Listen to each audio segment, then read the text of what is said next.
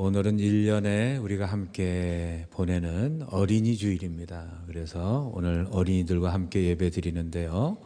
우리 어린이들 시끄럽게 해도 괜찮습니다. 우리 어른들 왜 애들이 이렇게 많이 와가지고 예배를 또 이렇게 힘들게 하나 그러지 마시고 사랑의 마음으로 함께 예배하기를 소망합니다. 우리 옆에 성도님들 축복하겠습니다. 예수 이름으로 축복합니다. 하나님 사랑으로 사랑합니다. 잘 오셨습니다. 역사학자들은 19세기는 여자의 발견의 시대, 20세기는 어린이의 발견의 시대, 21세기는 노인의 발견의 시대라 그럽니다. 요즘에 어린이들요 굉장히 어디나 가나 대우받고 환영받고 특권입니다. 특권. 이 예수님 시대의 어린이들은 어떤 존재였느냐? 오늘 보니까 제자들이 사람들이 어린이들을 데리고 오는 것을 꾸짖었어요. 왜냐하면 그 당시 어린이들은 귀찮은 존재, 불편한 존재, 그리고 유아 사망률이 많았기 때문에 크기 전까지는, 어른이 되기 전까지는 이 손해나는 그런 존재들이었어요. 존재감이 전혀 없는, 그래서 카운트하지도 않고 세지도 않는 존재들.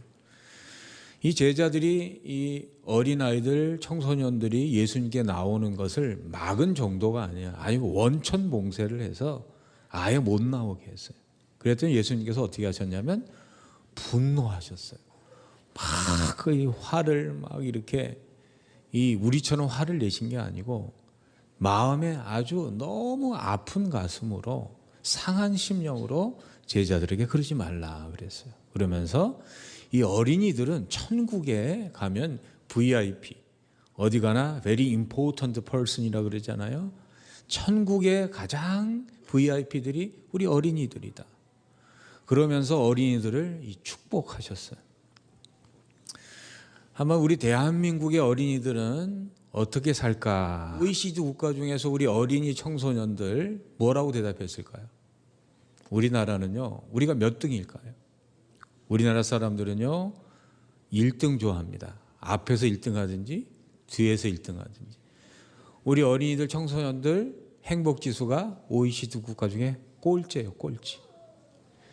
그리고 10명 중에 1명은요 10명 중에 2명은 매일 집 나가고 싶어요. 가출 충동이 일어나고. 10명 중에 1명은요 죽고 싶대. 왜 이럴까? 그 이유가 뭐냐면 우리나라의 어린이들 청소년들이 이 공부량, 학업량이 너무 많아가지고 그냥 집 나가고 싶고 학교 가기 싫고, 이 청소년들은 이 공부 경쟁이 너무 심하니까 죽어버리고 싶은 거예요. 거기에다 학교 가면 폭력이 얼마나 많은지, 놀 시간이 없고 놀 장소도 없고, 이런 사회 속에서 우리 자녀들을 우리는 어떻게 키워야 할까요? 우리 예수님이 어린이들 청소년들을 축복하셨어요. 그런데 어떻게 축복하셨을까? 여러분, 성경에서의 축복하고 세상의 축복이 달라요. 세상의 축복은요 돈 많이 벌고 좋은 아파트 사는 게 축복이에요. 세상은요 이 편한 아파트 살아야 축복이에요. 그런데 성경에서 말하는 축복은 달라요. 성경은 성취와 소유가 축복이 아니고 존재와 누림이 축복입니다. 이게 무슨 얘기냐면요, 아무리 돈이 많아도 그걸 누리지 않으면 그게 복이 아니에요. 재벌들, 돈 많은 사람들 사는 거 보세요. 형제들끼리 고발하고 고소하고, 자식이 부모를 고소하고, 10조 20조 돈 많으면 뭐 합니까? 그게 사는 거예요? 사는 게 아니에요. 떡 한 조각이 있어도 가정이 화목하게 사는 게 그게 복이에요. 성경에서 하나님께서 모세를 통해서 내 백성을 축복하라 이렇게 말씀하신 적이 있어요. 하나님은 하나님의 백성들을 어떻게 축복하실까요? 민수기에 보면 6장에 보면 이렇게 기록되어 있어요. 한번 읽어주세요.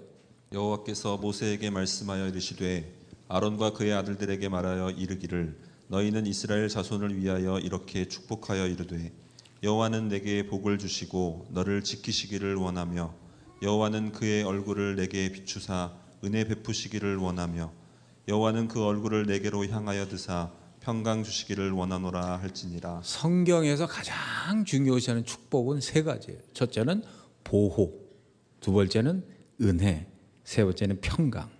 이게 무엇을 의미하냐면 나란 존재가 생명을 누리는데 가장 필요한 것은 하나님의 보호하심이에요. 그리고 하나님의 평강이에요. 하나님의 은혜입니다. 이 복을 하나님께서 이 축복이라고 하시고 예수님 이런 축복을 하신 거예요. 이 김동희라는 분이 엄마의 힘이라는 책을 썼어요. 한국 엄마가 아니고 미국 엄마들. 이 미국 엄마들은 어떻게 세계적인 일꾼들을 인물들 저렇게 키워낼까 그러면서 책을 한 권 썼는데 이 미국 엄마들은요 자녀들에게 가장 많이 하는 말이 있대요. 자녀들에게 가장 많이 하는 말이 뭐냐면 뭘까요? 첫 번째가 사랑해, 두 번째는 고마워, 세 번째는 enjoy, 즐겨라, 내 인생을 즐겨라. 이 세 가지 말을 가장 많이 하는데 이 세 말이 뭐냐면 존재가 살아갈 수 있는 힘을 주는 영양분이에요. 한국 엄마들은요 열심으로 따지면 세계 최고예요. 열심으로 따지면 한국 엄마 따라올 나라가 없어요. 그런데 열심히 많은 건 좋은데 열심의 방향이 잘못되니까 한국 엄마들이 제일 많이 하는 말이 뭘까요? 열심히 해, 열심히 해, 그리고 잘해, 잘해. 그 다음에 뭡니까? 파이팅, 파이팅. 여러분 미국 사람들이요 한국 엄마 부모님들이 아이들 보고 파이팅, 파이팅 하는 거 보고 놀래 자빠지는 거예요. 파이팅이 무슨 뜻이에요? 싸우라는 거예요. 싸우라는 거. 자식들 보고 어디 가든지 싸워, 싸워, 싸워. 여러분 우리나라는 화이팅이 무슨 얘기예요? 힘내라 그런 뜻이잖아요. 힘내라는 원래 영어로 치어입니다. 치어. 그래서 치어 거리라 그러잖아요. 치어업 그래야 되는데 싸우라, 싸우라 그러니까. 종교학자 칼빈이 이런 말을 했습니다. 사람들이 부모들이 자기 자녀를 하나님이 주신 축복으로 여겨야만 이 자녀들을 참으로 뛰어난 자녀로 양육할 수 있다. 여러분 우리 자녀들과 함께한 부모님들 여러분들의 자녀는요 내 인생의 부담이 아니고 축복으로 오늘부터 인식을 바꾸시기를 소망합니다. 근데 한국 사회가 그러냐고요. 아들 하나 딸 하나 하면요 전 세계에서 18세까지 아이들을 키워내는 비용이 가장 많이 드는 나라가 어딜까요? GDP 대비해 가지고 가장 많은 그러한 이 양육비가 들어가는 나라가 어느 나라일까요? 우리는 1등을 좋아하잖아요. 대한민국이에요. 그러니까 하나님께서 이 대한민국을 이렇게 축복하셨는데 우리가 그걸 모르고 살아요. 우리나라 이 출산율이요 0.75입니다. 0.75. 물론 이 갖고 싶은데도 이 가지지 못한 부부도 있지만 0.75 이렇게 100년이 가면요 대한민국 지구상에서 사라져요. 그러니까 언어는 존재의 집입니다. 이게 무슨 말이냐면요 언어라는 것은 존재를 규정하며 존재를 형성하는 본질이다. 다시 말씀을 드리면 내가 우리 자녀들에게 하는 말은요 내 자녀의 정체성을 규정하는 규정이에요. 어렸을 때부터 사랑하는 딸에게 아들에게 나는 너를 사랑한다. 하나님이 너를 사랑한다. 너는 하나님이 택한 자녀다. 이렇게 말을 해주고 축복을 해주시면요 우리의 자녀의 정체성은 나는 사랑받는 자구나. 사랑하는 자구나. 이 모든 우주 만물을 창조하신 그 창조주가 내 아버지가 하는 그런 정체성을 가지고 살아요. 이 언어가 존재의 집이라는 것은 이 말이라는 것은요 존재를 형성하는 본질이에요. 여러분 나무로 집을 지으면 목조 주택이라 그러고 벽돌로 지으면 적조라 그러고 시멘트로 지으면 시멘트 집이에요. 인간도 마찬가지예요. 그 존재를 사랑으로 지으면 사랑이 집이 되는 것이고 소망의 집으로 지으면 소망으로 소망이 집이 되는 거예요. 존재라는 건요 말로 지는 것입니다. 그러니까 우리 아이들을요 축복하시기를 주의 이름으로 소망합니다. 우리 자녀들이 제일 듣고 싶어하는 말, 들으면 제일 기분 좋은 말이 뭘까요? 뒷순서부터 말씀드리면 제일 듣고 싶고 기분 좋은 말이 우리 딸, 우리 아들 다 컸네 그러면 기분 좋대요. 3살짜리가 뭘 다 커, 다 크기는. 그래도 다 컸네 그럼 기분이 좋대.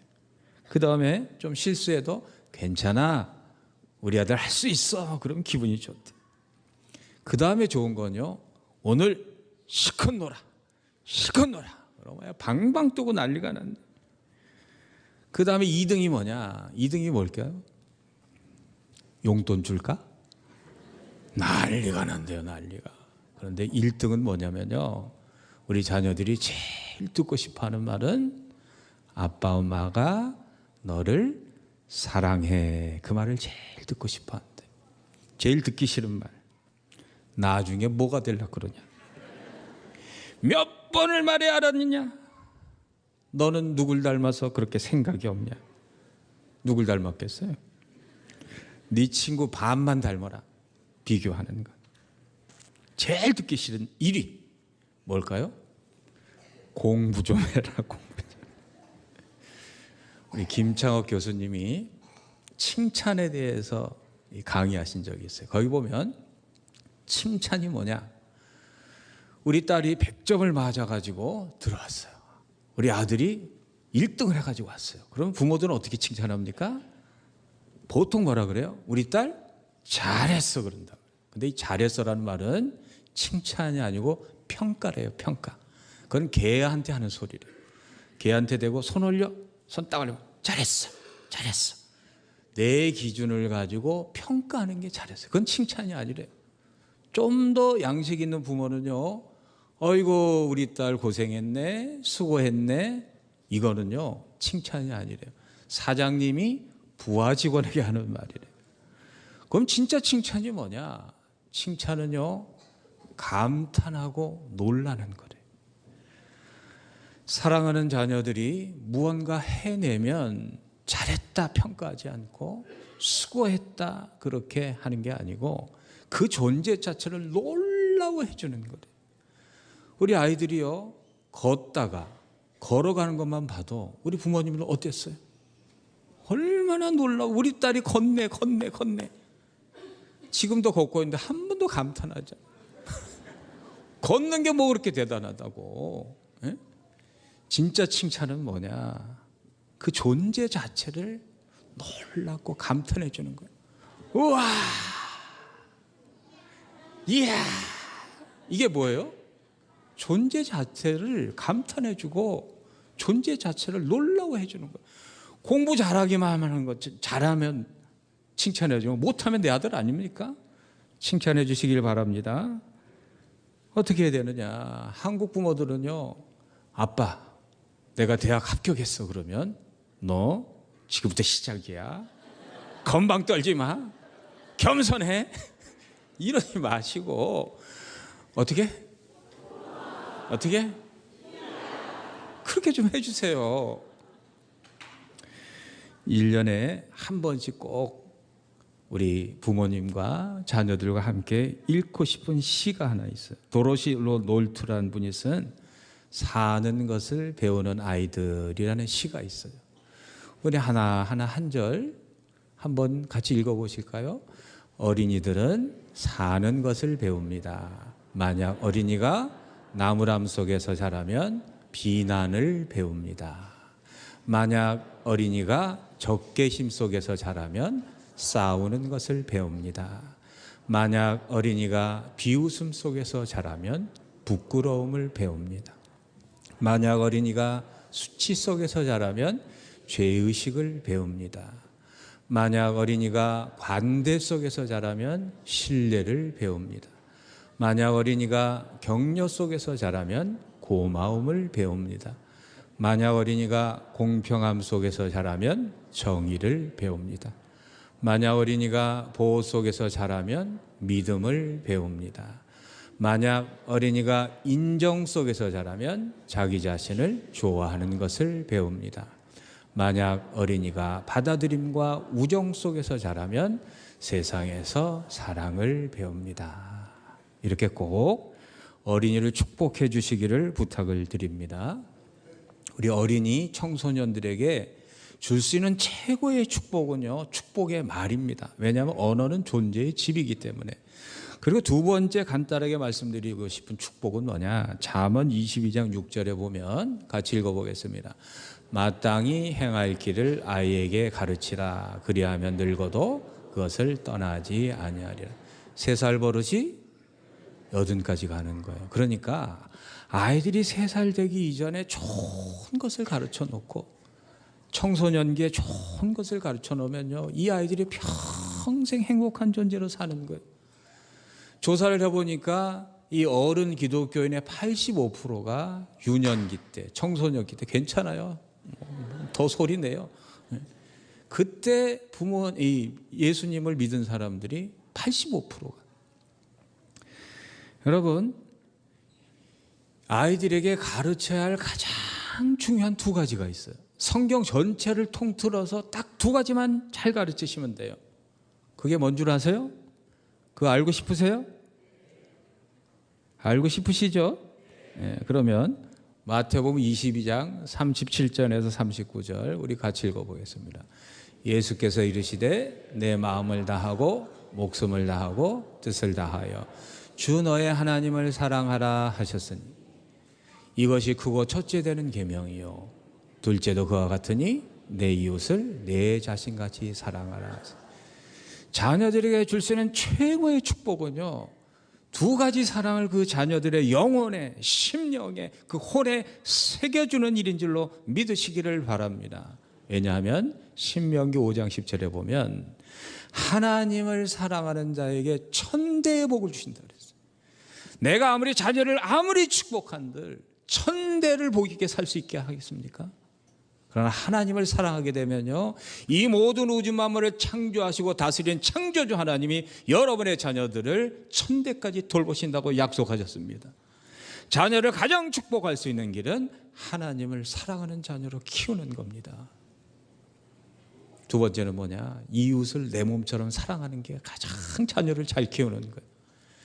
여러분, 사랑한다는 게 뭘까요? 요즘에요, 제가 기도하면 하나님께서 사랑이 뭐라는 것을 계속 말씀하시는데 제게 이런 말씀을 하셔요.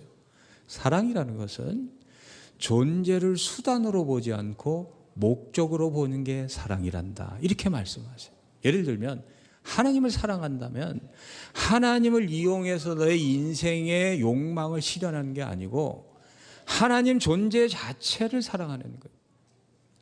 내 이웃을 사랑한다는 건요, 예를 들면 혹시 의사 선생님이 계시면 환자가 들어오면 저 환자를 이용해서 어떻게 하면 돈을 많이 벌까? 환자가 내 돈벌이의 수단이 아니고 저 아픈 환자를 고치는 존재 자체가 목적이 되면 그게 사랑이에요. 내가 남편이 있다면요, 내 남편이 돈을 벌어다 주는 수단이 아니고 돈을 많이 벌건 적게 벌건 그 존재 자체가 나의 목적이 되는 게 이게 사랑입니다. 가룟 유다는요, 한 번도 예수님을 사랑한 적이 없어요. 예수 그리스도를 이용해서 돈을 버는 게 자신의 목적이었어요. 그런데 예수님이 죽으신다 그러니까 돈벌이가 안 되니까 한복에 팔아버렸어요. 많이 돈 받고 팔아버렸어요. 사랑은요, 존재를 수단으로 여기지 않는 거예요. 어떤 분은 그래요. 저는 부모로서 자녀를 사랑하는 줄 알았는데 하나님께 여쭤봤어요. 제가 정말 우리 아들, 딸을 사랑합니까? 그런데 답이 안 나와요. 왜 그런가 하니까 자녀의 존재가 나의 영광과 나의 자랑의 수단이더라고요. 자녀가 왜 잘 돼야 됩니까? 왜 좋은 대학 들어가야 됩니까? 왜 내가 마음에 드는 그 사람하고 결혼해야 됩니까? 내 체면을 위해서. 자녀조차도 나의 영광을 위한, 나의 자랑을 위한 수단으로 삼을 때 사랑이 타락된 거예요. 여러분, 진정한 사랑은요, 존재 자체를 수단으로 보지 않고 목적으로 보는 겁니다. 그 존재 자체를 목적으로 봐주시길 바랍니다. 그게 사랑이에요. 그렇게 살아주실 부의 이름으로 부탁을 드립니다. 우리 자녀들이 세상 속에 나갈 때 내 친구를 나의 유희를 위한, 나를 위한 수단으로 삼지 않고 존재 자체를 목적으로 살면요, 그 아이들은요 어디서나 사랑받고 어디서나 인정받고 이 세상을 움직이는 큰 일꾼이 되고 리더가 될 줄로 저는 믿습니다. 미국 부모들이 제일 많이 하는 말이요, 쉐어이시에요. 쉐어. 나눠 가져라. 너만 누리지 말고 나눠 가져라. 일본 부모들이 가장 많이 하는 말이 뭐냐면 남에게 패 끼치지 말아라. 그래서 일본 사람들은요 정말 예의 발라요. 한국 부모들이 제일 많이 하는 말, 열심히 공부해라. 공부해서 남 주냐? 그러니까 이 존재의 목적이요 자기밖에 몰라요. 한 부모 말씀만 드리고 설교를 마칠까 하는데요. 마크 저커버그 아시죠? 페이스북을 만든 사람, 세계에서 5번째로 잘 사는 부부예요. 딸을 하나 낳았어요. 이름을 맥스라고 줬어요. 그리고 자신의 재산의 99%를 사회에 다 기부했어요. 그 돈이 얼마냐면요 450억 달러예요. 한국 돈으로 환산하면 67조 원입니다. 좀 놀라는 척이라도 하세요. 67조는 고사하고 67만 원도 우리는 기부를 못하는데 67조를 기부하면서 이런 말을 했어요. 그 젊은 부부가, 우리 같이 한번 읽어보겠습니다. 지구상의 모든 부모처럼 우리는 우리가 사는 오늘의 세상보다 더 나은 세상에서 내가 자라길 바란다. 내가 사는 세상은 우리가 살았던 때보다 더 나을 것이며 너는 사람들이 잠재력을 실현하도록 돕고 평등을 장려해야 한다. 이를 위해 노력하는 것은 맥스를 사랑해서이기도 하지만 다음 세대 아이들을 위한 도덕적 의무이기도 하다. 정말 내 딸을 사랑한다면, 정말 내 아들을 사랑한다면, 정말 내 손주를 사랑한다면 내 손주가 살아내야 할 세상도 사랑해 주셔야 돼요. 정말 내 자녀를 사랑하신다면 내 자녀들이 함께 살아야 할 다른 자녀들도 사랑하는 것이 하나님을 사랑하는 사람들의 진정한 사랑인 줄로 믿습니다.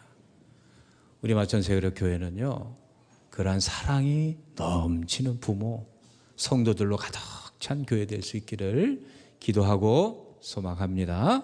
기도하겠습니다. 하나님 감사합니다.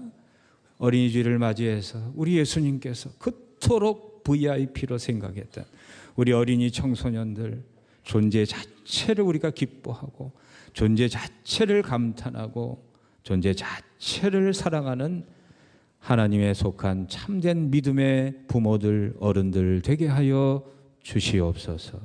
예수 그리스도 이름으로 기도합니다. 아멘. 지금은 우리 주 예수 그리스도의 은혜와 하나님의 영원하신 사랑하심과 성령님의 함께하심의 역사가 하나님을 사랑하는 자에게 천대까지 복을 베푸시는 그 삶을 소망하며 돌아가는 마천세계로 모든 교우들 머리 위에 그 가정과 자녀와 삶의 자리 위에 주의 몸된 성전을 위해 수고하고 애쓰신 모든 헌신의 손길 위에 어린이들 청소년들 앞날 위에 지금부터 영원토록 함께 하시기를 간절히 축원하옵나이다. 아멘.